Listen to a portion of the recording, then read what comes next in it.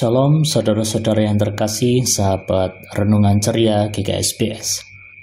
Hari ini kita akan bersama merenungkan firman Tuhan yang akan kita baca dari Lukas 17 ayat 26 sampai dengan 37. Namun kita akan fokus pada ayat yang ke-33.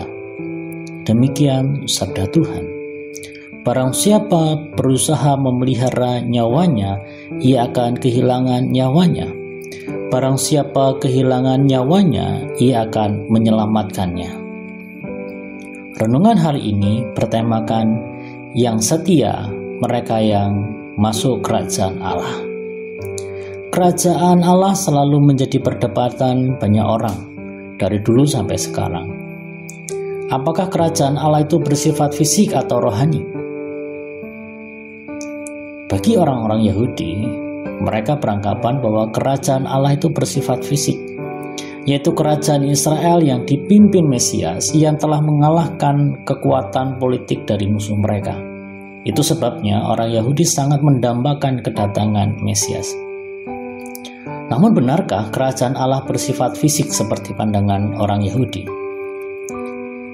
Dalam menjawab pertanyaan orang Farisi, kita bisa lihat pada ayat yang ke-20, Yesus mencoba memberikan pemahaman bahwa kerajaan Allah yang sebenarnya sudah ada di antara mereka. Artinya, walaupun kerajaan Allah ini berpuncak pada kedatangan anak manusia atau kedatangan Yesus pada akhir zaman, tetapi sebenarnya kedatangan kerajaan Allah sudah dimulai dengan kehadiran Allah melalui inkarnasi Yesus ketika itu. Kedatangan Tuhan Yesus adalah permulaan dari akhir zaman. Hari kedatangan Yesus untuk kedua kali tidak dapat diprediksi dengan melihat tanda-tanda lahiriah zaman ini. Kita bisa lihat ayat 20 dan 21. Maka janganlah mencari tanda-tanda lahiriah, tetapi percaya kepada Dia yang merupakan tanda kehadiran kerajaan Allah di muka bumi ini. Ketika Yesus memberikan pengertian mengenai kedatangan kerajaan Allah, tentunya sebenarnya ini memberitakan kehadirannya sendiri. Memang kehadiran Yesus yang pertama tidak spektakuler dibanding kehadiran Yesus yang untuk kedua kalinya kelak. Sebab kehadiran yang pertama seperti layaknya kelahiran manusia biasa. Bahkan kedatangannya yang pertama ini Yesus mengalami penolakan dan penderitaan. Walaupun saat ini kisah kehadiran Yesus itu sangat dikagumi, khususnya oleh kalangan orang Kristen. Namun kita perlu menyadari juga bahwa lewat penderitaannya, Yesus memastikan bahwa dalam kedatangannya yang kedua kali kelak, ia akan tampil sebagai seorang raja.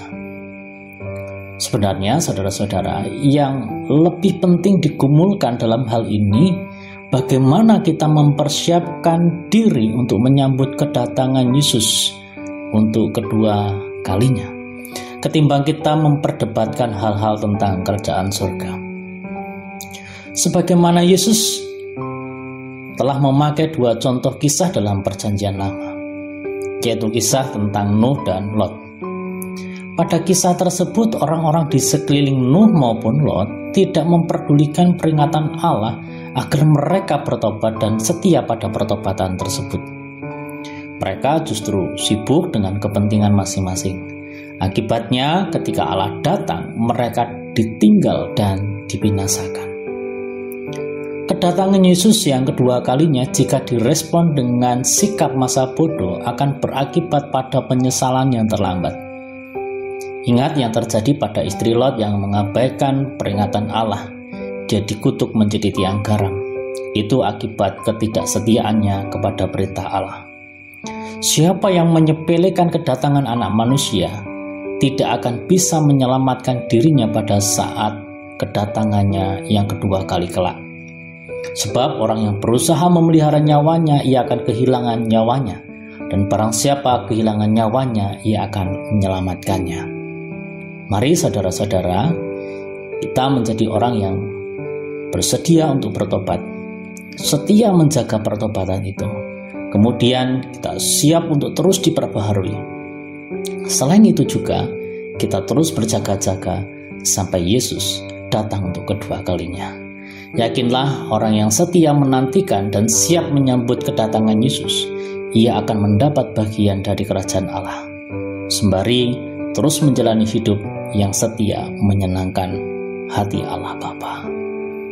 Kiranya firman Tuhan menjadi berkat bagi kita semua.